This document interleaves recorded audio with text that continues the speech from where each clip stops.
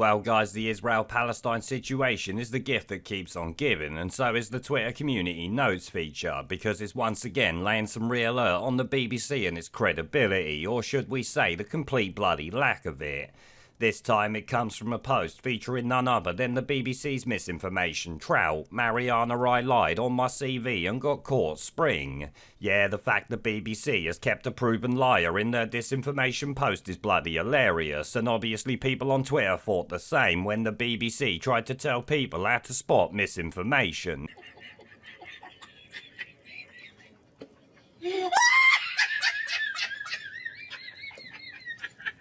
Of course, I can save the BBC time by telling people the easy way to spot misinformation, and that's by knowing that if it comes from the BBC or mainstream media, it's gonna be misinformation, ain't it? In fact, the chances are it's gonna be pure bollocks. Now, it's gotta be said that them using the disinformation trout as cover for their article is either them taking the piss or it's them living in such a dream world that they don't know she's got zero credibility anywhere online. In fact, it could well be both.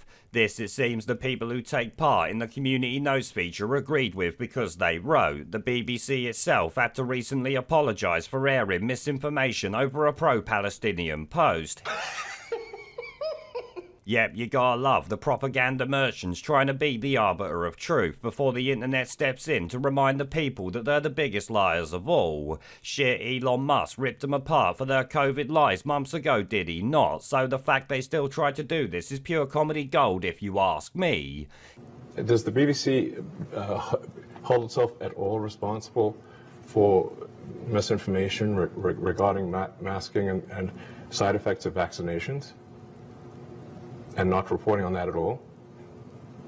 And what about the fact that the BBC was put under pressure by the British government to change its editorial policy? Are you aware of that? Oh, and the slap dance for the BBC didn't even stop there, because the Israeli government also shat on them over this post, asking, is this satire? Then, of course, on top of that, you've also got the thousands of comments and quote tweets that have ratioed the post into oblivion, a little bit like the BBC's credibility, as I said. In fact, it's been a really bad week for the BBC in general, so I guess this is all good news for us. We don't get it much these days, so we certainly will take it.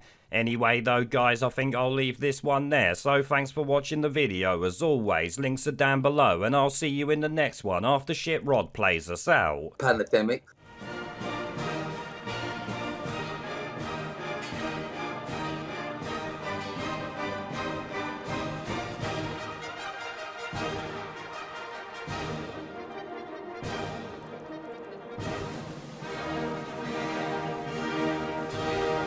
Pandemic. We're off!